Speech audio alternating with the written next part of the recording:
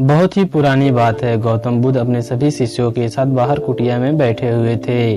तभी वहां आकाश से होता हुआ एक कबूतरों का जोड़ा उड़ते हुए जा रहा था। उन कबूतरों को देखकर महात्मा बुद्ध को एक कहानी याद आ जाती है। फिर वो अपने शिष्यों से कहते हैं कि मैं तुम लोगों को एक कहानी सुनाता हूँ, इसे बड़े ही ध्यान से तुम लोग सुनना। शिष्य लोग कहते हैं, जी गुरुदेव आप शुरू कीजिए, हम लोग बहुत ही ध्यान से आपकी कहानी को सुनेंगे। महात्मा बुद्ध अपने कहानी को शुरू करते हुए कहते हैं, एक बार एक पेड़ पर एक कबूतर का जोड़ा रहता था। उन दोनों ने वहीं पेड़ पर अपना बसेरा बना रखा था।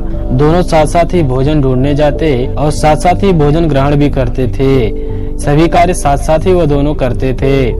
कुछ समय बाद कबूतरी ने उसी पेड़ पर 3 अंडे दिए। वह रोज की तरह दोनों खाना ढूंढने के लिए चले जाते हैं। ऐसे ही एक दिन वह खाने की तलाश में बहुत ही दूर चले जाते हैं और उन्हें यह पता भी नहीं चलता है कि वह कितनी दूर चले गए हैं। और वो दोनों जिस पेड़ के नीचे रहते थे, उस पेड़ के नीचे एक लोमड़ी अपने भोजन की तलाश में घूमते घूमते आ चुकी थी। लोमड़ी उस पेड़ के नीचे आकर सोचती है कि मुझे खाने के लिए कुछ न कुछ इस पेड़ पर जरूर मिलेगा। इसी सोच में वह उस पेड़ पर चढ़ जाती है। जैसे ही वह पेड़ पर चढ़ती है तो उसे कबूतरी के 3 अंडे दिख जाते हैं। वो 3 अंडों को देखकर खुश हो जाती है और उसके मन में लालच आ जाता है। वह मन ही मन सोचती है कि आज मुझे बहुत ही अच्छा खाना मिल चुका है, आज मैं इसे खाकर अपने पेट भर लूंगी। फिर वह 3 अंडों को खा जाती है और खाने के बाद वहां से चली जाती है। और वहीं कबूतर और कबूतरी को दूर चले जाने की वजह से अपने पेड़ पर आने में देरी हो जाती है। जब वह कबूतर का जोड़ा उस पेड़ पर वापस आते हैं तो वह देखते हैं वहां पर उनके अंडे नहीं थे और अंडे को ना देखकर वह दोनों बहुत ही परेशान होते हैं। कबूतर का जोड़ा पूरे पेड़ पर, पूरे डाली पर खोजते हैं, पूरे जंगल में भी खोजना शुरू कर देते हैं, लेकिन उन्हें कहीं भी अंडा उनका नहीं दिखाई देता है। उनके अंडा ना मिलने की वजह से वह समझ जाते हैं कि उनके अंडे को किसी ने खा लिया है। फिर वह दोनों बहुत ही दुखी और परेशान हो जाते हैं। दोनों का मन टूट जाता है। फिर वह कबूतर निश्चय करता है और कबूतरी से कहता है कि हम घोंसला बनाएंगे और उसी के अंदर हम अपने अंडों को संभाल कर रखेंगे ताकि फिर कभी उनके अंडों को कोई जानवर ना खा जाए। लेकिन तभी उसको यह एहसास होता है कि उसे घोंसला बनाना तो आता ही नहीं है। उस कबूतर ने बहुत ही प्रयास किया लेकिन वह घोंसला बनाने में असफल रहा। जब उसका हर प्रयास असफल हो गया तब उसने जंगल के सभी पक्षियों को अपने पास बुलाया और उनके साथ अपने दुखों का साझा किया कि किस प्रकार कोई जानवर आकर उनके अंडे को खा गया। इसलिए वह घोंसला बनाना चाहते हैं, लेकिन समस्या यह है कि वह घोंसला बनाने में असमर्थ हो जा रहे हैं। वह कबूतर उन सभी पक्षियों से कहता है कि आप सभी हमारे इस घोंसले को बनाने में मदद कीजिए। कबूतर की ऐसी दुख भरी बातें सुनकर सभी पक्षी घोंसला बनाने के लिए तैयार हो जाते हैं और सभी पक्षी मिलकर इस कबूतर के घोंसले को बनवाना शुरू कर देते हैं। सभी पक्षियों ने मिलकर उस कबूतर के घोंसले को बनाना शुरू ही किया था। तभी कबूतर चिल्लाते हुए कहता है कि अब मैं घोंसला बना लूंगा, अब मैं सब कुछ सीख लिया हूँ। उसने उन पक्षियों के बताने के ढंग पर ही यह तय कर लिया था कि वो घोंसला बना लेगा और वो सभी पक्षियों से कहता है कि आप सभी लोग चले जाओ। कबूतर की ऐसी बातें सुनकर सभी पक्षी वहां से वापस चले जाते हैं।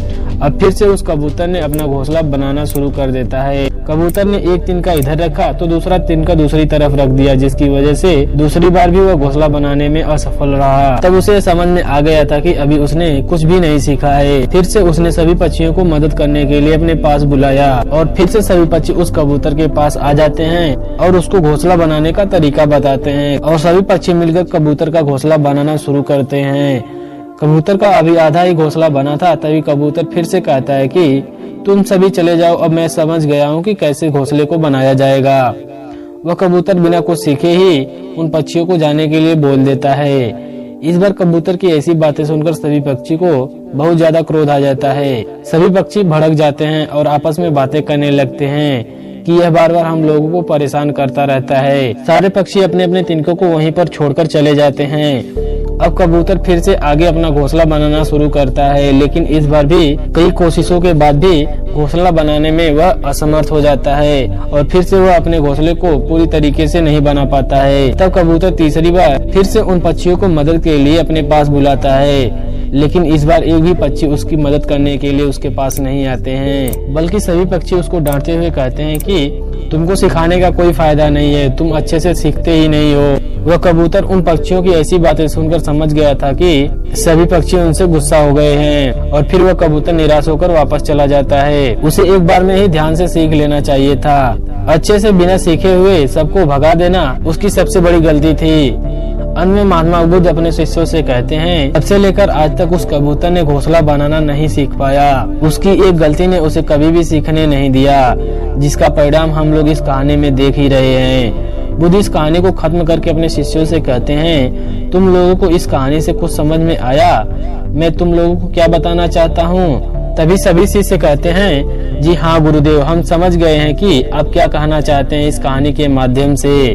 जब तक हम किसी भी चीज को अच्छी तरीके से सीख ना लें, उस पर ध्यान से प्रयास करते ही रहना चाहिए। जल्दबाजी नहीं करना चाहिए, जल्दबाजी में हमारा ही नुकसान होता है। अगर हम जल्दबाजी करते हैं तो हमें सिखाने वाला भी हमें नहीं सिखाएगा, तब हमें वह बीच में ही छोड़ देगा, जिसकी वजह से हम कुछ भी नहीं सीख पाते हैं, जिसका नुकसान आज नहीं तो कल जरूर ही होता है। और तब जाकर हम यह सोच पाते हैं कि हमें उसे अच्छी तरीके से सीख लेना चाहिए था। इसलिए हमें हर काम को निष्ठा और अच्छे तरीके से करना चाहिए। इस कहानी के माध्यम से महात्मा बुद्ध हमें यह समझाना चाहते हैं कि जो हमें काम अच्छे तरीके से नहीं आता है, वह किसी के माध्यम से अच्छे तरीके से सीख लेना चाहिए। अन्यथा जो हमें काम नहीं आता है, उसे जबरदस्ती दिखावे का काम नहीं करना चाहिए, क्योंकि मदद करने वाला व्यक्ति आपकी 1 से 2 ही बार मदद करेगा, तीसरी बार आपको डांट कर भगा देगा पक्षियों की भांति, और तब हम उससे कुछ भी नहीं सीख पाएंगे। इसलिए उस व्यक्ति का सम्मान करते हुए पूरी निष्ठा के साथ, पूरे ध्यान के साथ उस काम को सीखना चाहिए, जब तक कि आप उस काम को अच्छे तरीके से सीख ना जाएं। आपको हमारे द्वारा सुनाई गई ये कहानी कैसी लगी कमेंट सेक्शन में जरूर बताइए। ऐसी और वीडियो देखने के लिए चैनल को सब्सक्राइब कर लीजिए। अगर आप हमारे इस वीडियो को फेसबुक पेज पर देख रहे हैं, पेज को प्लीज फॉलो कीजिए।